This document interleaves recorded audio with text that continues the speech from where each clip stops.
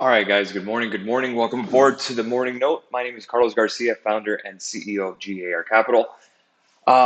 Just a quick change this morning. I'm working out of the office today. I don't have a webcam for this computer. It's a laptop that I'm using, my MacBook Pro. The only issue is that I'm using a widescreen monitor on the desk. So if I turn the actual webcam on, you won't exactly see my face directly because it's on a stand. So who cares? You're not really here to see my face, if anything. You're here to understand what's going on in the market. So the afternoon note I'll do from my home office. There I have the iMac, which has the actual webcam for those who are wondering. Anyways, good morning, all. It is February 9th, 2022, a Wednesday. Time to rock and roll. Let's go ahead and go over it. Dow futures up 249 points. NASDAQ futures up 1.26%. S&P futures 0.94% up. Russell 2000 futures up 0.92%. As you can see on my watch list, I don't have the actual description of the actual stocks or what I'm looking at. I just remember based on the freaking tickers. You do this long enough, you'll remember all those tickers. Crude oil is down slightly, 0.09%. Gasoline futures up 0.51%. Gold futures are flat. Silver futures down 0.32%. Euro dollar up 20 pips, 114.36. Dollar yen 115.45, down about 8 pips. Taking a look at yields. Yields are down 1.934. So some bond buying today. Dollar index down 0.21%. Interesting that oil is not taking advantage of that. And the VIX is down 3.73% this morning. Let me see if I can go ahead and bring up crypto prices right here. Let's see, cryptocurrency, I have it here. I have to reach over because my Bluetooth keyboard, I just got it and I had to charge it. So that's on me.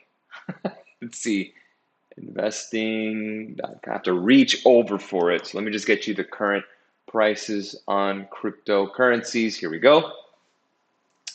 And right now, Bitcoin is trading at 43,902, Ethereum 3,178, Ripple at 87 cents, Cardano 120.25, Solana 114.19, Terra Luna 56.82, and Avalanche 89.11. Ethereum is up 14% in the last 7 days, nearly 15%. Same thing for Bitcoin. Ripple's up nearly 42% in the last 7 days. Cardano up 12% and Avalanche up 21. So what's looking good is the fact that crypto is actually boosting up. And again, that's supporting that risk on sentiment that we've been seeing in the market. So let's go over it first with S&P futures. S&P futures, you could see again, 45.60 is the key level that we're watching for here for the break. Again, I think we get that this morning. We have SPY calls that we filled towards the tail end of the day, knowing that we bounced off key levels of yesterday, right above that 100-day moving average. We wanted to play that pivot all the way back to the top end of the range, 45.81. We have the 455 calls. SPY should be in the money as we speak. So a big shout out to all the members who caught that. Make sure to take your profit this morning first thing and enjoy your money. So S&P futures, again, expecting a little more of a run up. Again, 45.81 is a key level. That's key resistance. I have it at 45.60. Let me go ahead and move that up to 45.81. So make life a little simpler. I put at 45.81.75, a couple of cents off. But that's key resistance. That's the last time we got there was on the 2nd of February, remember, just 7 days ago. So again, to break that, then we start talking about 46.67. Once you start getting to 4,700, that's where it gets really interesting. And again, remember, the bottom is in for us. That's what we've been saying now for actually a week or a week and a half now, almost 2 weeks. So good stuff so far in terms of price action. There was some news today, this morning. Nothing really crazy. Fed's Bostic, who's a non-voter, he's more hawkish than most of the Fed Reserve governors. He's still thinking very much in the 25 basis point incremental hype perspective, but data will guide us on all options of the table. He's saying basically that kind of what we've been saying, 25 basis point in March, unless tomorrow's CPI number is extremely bad. Then you start talking about 50 basis points where the Fed may just rip off the bandage. Again, we'll see what happens tomorrow, but in terms of the Fed, we expect 25 basis points in March. Nothing happening in terms of this month.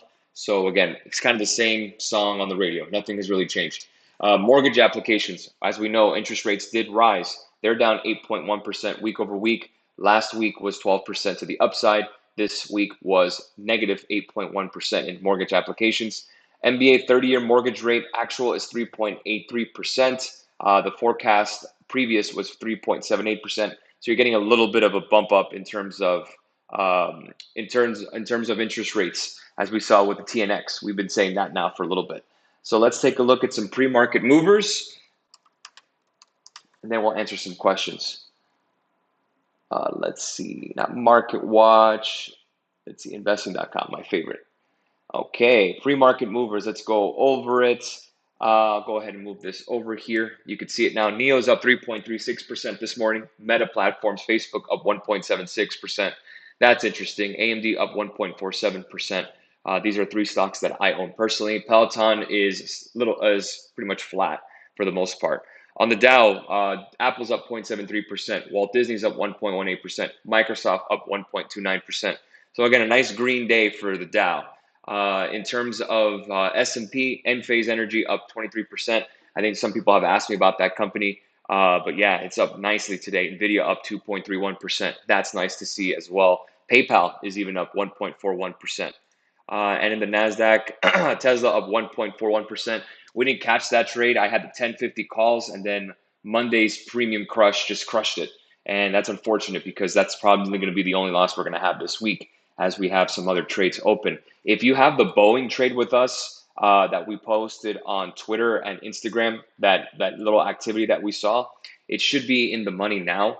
You can see it at 214.91. We should be able to catch that this morning. So congratulations if you caught it. Once in a while, I'll throw little pieces out there for you guys so you guys can take a look at what we're looking at. All right, let's answer some questions. Good morning. Narav says, good morning. Good morning. Drew says, do you think 120 is still a good entry point for PayPal? Let's go ahead and take a look at it together. Let's go ahead and expand this chart. PayPal, let's look at it.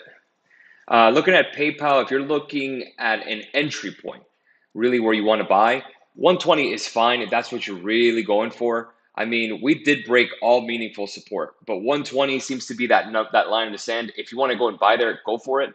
Again, PayPal, I can't really say speculative because they make money. But again, you're buying here at an extremely cheap price. I don't think it goes below 100 at the end of the day. So, I mean, 120 to 100 isn't a bad area to buy. Joshua says, good morning, Carlos. What are your levels for Tesla calls? Oh, man, I don't want to talk about Tesla calls, my man. I got hit on that this week, which sucked. But, name of the game. Take a look at the hourly. Not much going on. We need a break of 950 before you do anything. So that's your first level for Tesla to break to the upside. If not, you're looking for downside movement below 877. Good morning, calls on SPY. We have the 455s for Friday. So again, you're kind of running out of real estate. 458 seems to be that resistance. If you're trying to get in today, be careful. Wait for a little bit of a wash after the morning bell and see if you could target the 457s, if not the 458s, if that's what your target is. But I would want to get out of SPY before the end of the day today, as tomorrow is the CPI print at 8:30 in the morning. David asks, any recommendations on books to read or better understand earnings reports? Really, you don't need a book. I mean, you could just go ahead and type in Investopedia and put earnings reports and how to read them. There's a lot of free stuff, free resources in the market. But really what you're looking for is top and bottom line. Top is earnings and bottom line is profit. So that's what you're always looking for. And EPS is earnings per share. Tesla says, I did great on Monday. Re-entered my Tesla and got crushed all day yesterday. Had to sell before the close. Yeah, it sucks. Pain in the ass with Tesla. Well, what can you do? That's either loving life or you hating it. Kenji says, morning, Carlos, thoughts on buying Facebook at this level? Let's go and take a look at Facebook together.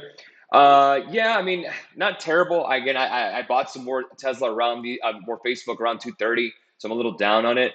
Actually, my cost basis on my ad, which I did on Robinhood, I have some buy and hold stocks in there that I like to keep in there, and I added more Facebook on there. I mean, my average price was around 235 on this latest buy. So I do like Facebook, obviously, but you're going to have to let things wash out a little bit. Again, a break of 245 would really indicate a nice little push. You could get to 260, and then maybe, we're starting getting on the right track. But kind of hard to kind of catch a falling knife here. I would kind of wait a little bit. What was the BA trade that you sent, John was saying? I believe that was the The 215 calls. That was the one. The 215 calls for Friday expiry. How's MU chart looking? Let's take a look at it. MU's chart is not looking bad. A break of 86 would get interesting, maybe to 88, but I'm not going crazy about it. But it is breaking out on the hourly, which is nice. So again, a break of 86 could be something worth a shot. Let's just say that. So I think 86 would be decent. Let me see the daily and see if that confirms the move. Yep, that'll get us. Well, we kind of look how a little bit of a head and shoulders here, but again, a break above the 100 on the daily, on the 4 hour. Excuse me. Let's bring up the daily. Yeah, 85 is my target. That'll get us above the 20. Not bad. Actually, I would wait for 86 on Micron to play calls. See market tanking after CPI tomorrow? I don't think so. But again, you can call me the ultimate optimist, but I always think that people make things worse than they are supposed to be, just to kind of be that person who's running around with their hair on fire. But really doesn't work for me. Let's see. Good morning, Carlos. Do you think if it's a good idea to average down a long-term Facebook option? Facebook long-term Facebook option. I'd rather buy the stock personally. That's what I would do. Nvidia calls for this week as we get an earnings run up. Yeah, let's take a look at it. Really, the key level on Nvidia here on the hourly is really right around 261. Break up 261, then you can start taking a look at some upside calls, possibly the 270s, 275s. But yeah, that's the level you're looking for, is really 260, 261.07. But look at this beautiful bounce off the 200-day on Nvidia. I'm kicking myself for not buying at that level, but I couldn't buy as much as I wanted to because there was a lot of names I wanted to get into. And last question here, Louis says, thoughts on Etsy? I don't know if they had their earnings. I believe they did. They have not. So I would be careful playing that ahead of earnings. So, I mean, really what you need to break is 160. That's really the level you're looking for Etsy, but I would wait for their earnings. And then Alibaba, one of my favorites. Alibaba is up today, but again, needs to kind of clear this little hump here of 128 so you can start getting over to 135. All right, guys, we'll leave it there. Have a great rest of your morning. We'll catch you guys later for the aftermarket recap, and have a great rest of your Wednesday. I know we will. Cheers.